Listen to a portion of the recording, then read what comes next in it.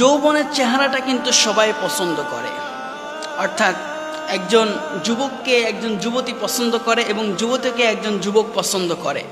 সবাই যৌবনের চেহারাটাকে পছন্দ করে মানুষ, কিন্তু আমার আল্লাহ রাব্বুল আলামিন যৌবনের চেহারা নয়, আল্লাহ রাব্বুল আলামিন যৌবনের ইবাদতকে আল্লাহ তাআলা পছন্দ করেন। সুবহানাল্লাহ।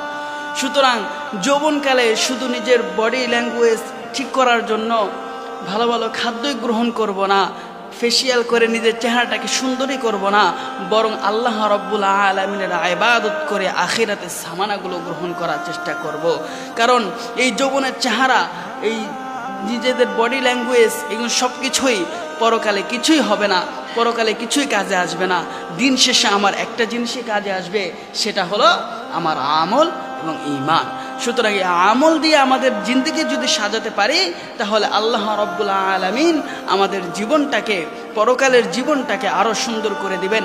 আল্লাহ রাব্বুল আলামিন আমাদেরকে তার বিনিময়ে জান্নাত দান করবেন। সুতরাং প্রিয় মুসলিম ভাইয়েরা, আমরা যৌবনকালে বেশি বেশি আল্লাহ রাব্বুল আলামিনের ইবাদত করব।